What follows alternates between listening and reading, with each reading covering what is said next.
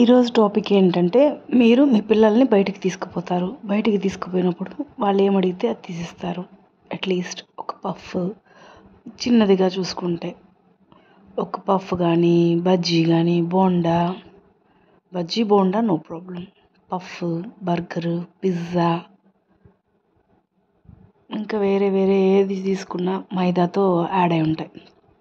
సరే, మేము ఎప్పుడో ఒకసారి మంత్లీ వన్స్ పోతామండి, ఒకసారి తినడంలో తప్పు లేదు, కరెక్టే. కానీ వాటితో అనారోగ్య సమస్యలు వస్తాయని చెప్పి తెలుసు, ఎప్పుడో ఏదో వస్తాయి కదా. మరి ఇప్పటి నుంచి ఎందుకు ఆలోచించడం, జిహ్వ చాపల్యం అలాంటిది తినేయాలి అని అనిపిస్తుంది. కరెక్టే అండి.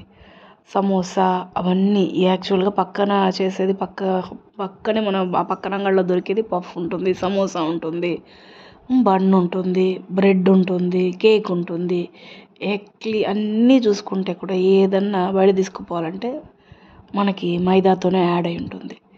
కాబట్టి మీరు పెట్టండి మంత్లీ వన్స్, వారానికి ఒకసారి ఓకే పెట్టండి, నేనేం కాదనట్లేదు. కాకపోతే నేను చెప్పదలుచుకున్నది ఏంటంటే మీరు అవన్నీ అలవాటు చేస్తున్నారు కదా బిడ్డలకి, మరి అది తప్పు, కొంచెం కష్టం అని చెప్పి చేసినా తినబెడుతున్నారు. మైదాతో పూరి కానీ చపాతీ కానీ పరాటా బయట తెచ్చి. నేను చెప్పేది ఏంటంటే వాళ్ళు తినే వాటిల్లో వాళ్ళకి అలవాటు చేయండి. ఏమంటే ధాన్యాలు తినే ఇది కూడా వాళ్ళలో రావాలి. ఆ ధాన్యం అనేది వాళ్ళకి ఎంత స్ట్రెంగ్త్ని ఇస్తుందంటే చాలా ఎనర్జీ అనేది ఇస్తుంది.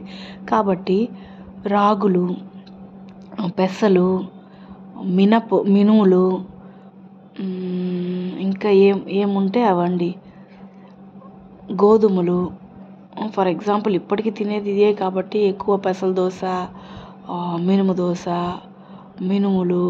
మినపవడ, పెసల దోశ, రాగులు, జొన్నలు, ఏది అవైలబిలిటీ ఉంటే మోస్ట్లీ 4 to 5 అనేది అలవాటు చేస్తే, ఇంకా దానికంటే మించి ఇస్తే మీ బిడ్డలకి అంత భవిష్యత్తుని ఇస్తున్నట్టు, ఫ్యూచర్ కొంచెం స్ట్రాంగ్ హెల్తీ అనేది ఇస్తున్నారని చెప్పి అర్థం.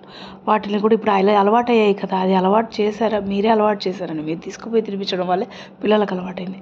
అట్లే ఇది కూడా అలవాటు చేయండి పిల్లలకి. Thank you.